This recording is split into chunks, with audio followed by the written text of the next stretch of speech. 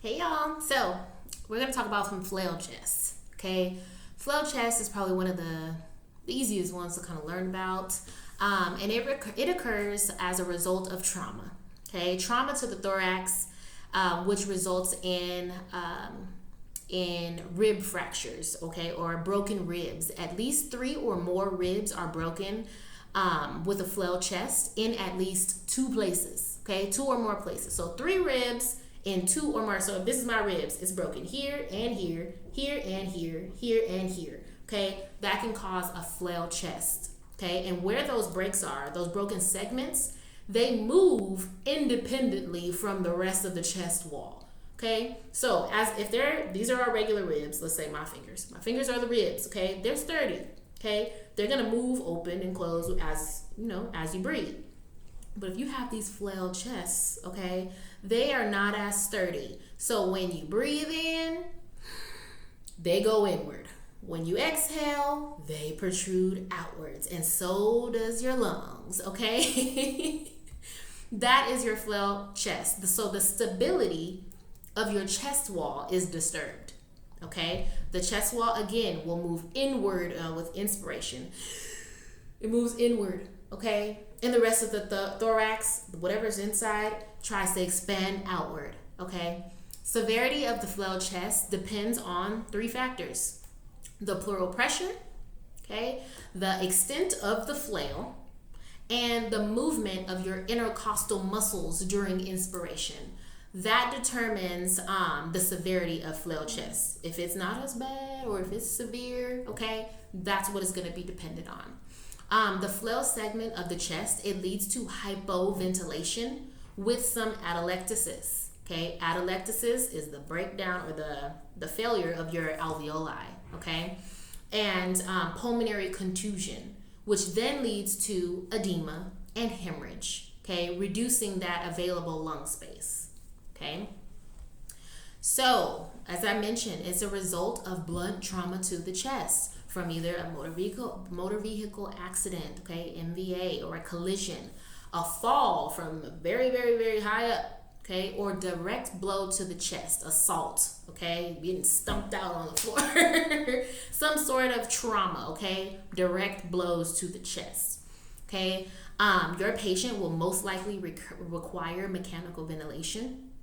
Okay, it will most likely require mechanical ventilation just to allow the body to heal and to breathe adequately and kind of control it. Okay, the mortality rate is maybe 10 to 20%. Okay, not too great, but that's enough.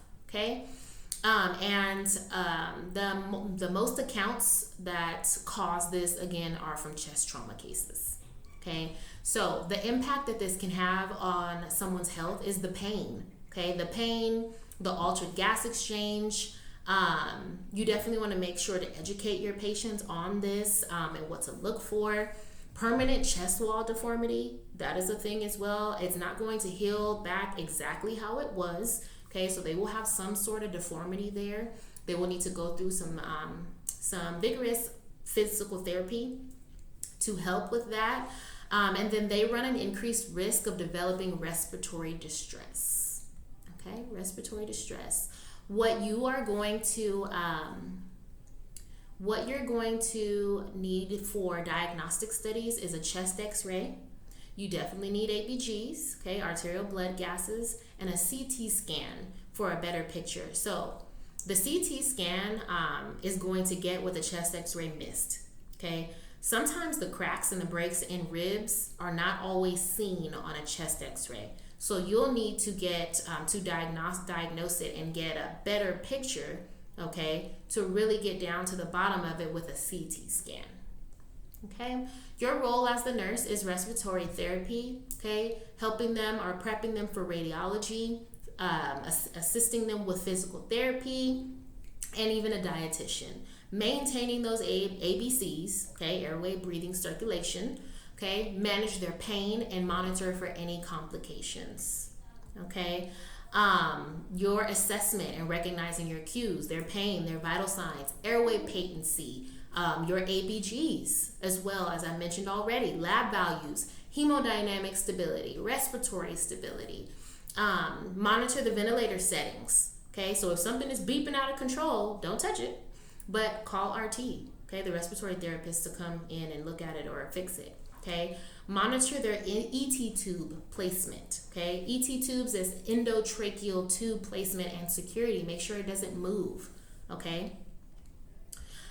For analyzing the cues and doing your analysis, expected findings. So identify any respiratory distress, any pain, if they're tachypnic.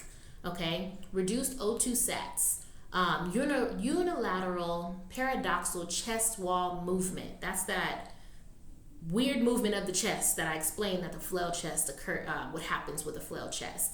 Labs within normal limits. We want to see that. Okay, we do want to see that. That their ET tube is secure and in place, as I stated already.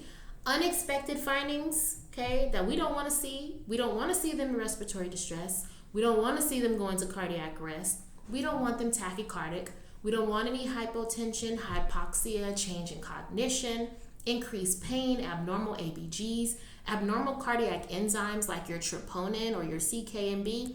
We don't want to see any of that, okay? But you still need to be mindful in case it does occur, okay?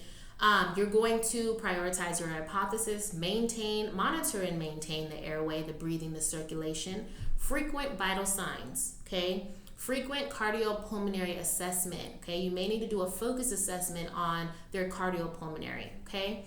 That's heart and lungs, okay? You want to generate solutions, okay? Planning, this is your planning process. How am I going to plan to maintain an O2 sat above 95%, okay? What am I going to educate my patient on? Okay, this is what you're planning, okay? Provide fluids, administer medications, collaborate with the RT, okay? Take action. Okay, so what actions am I going to take? What am I going to do to prevent any further respiratory compromise or complications? I'm going to use an incentive spirometer if I need to. I'm going to teach them to cough and deep breathe as well. Okay, I'm going to offer assistance for early ambulation, get them up and moving. Okay, range of motion exercises, okay, to keep that circulation going. Okay, frequent respiratory assessments, as I stated. Nutrition, adequate nutrition. Okay, elevate the head of the bed, high Fowlers. All right, patient education on what a flail chest is. What does it look like? Okay, educate them. Okay, so they know what's going on with themselves. Okay, let them in on the plan of care. This is what we have planned for you. Okay, evaluate the outcomes. Is it improving? We want to see improvements. Okay, is it declining? Is it staying the same? And again, if it's declining or staying the same, you need to run it back. Okay, reassess. All right, reanalyze. Okay. Lastly, your treatments and therapies. So ensure adequate ventilation. Okay, that's why a lot of the times I stated already that these patients will go under mechanical ventilation. Okay, to ensure adequate ventilation is occurring.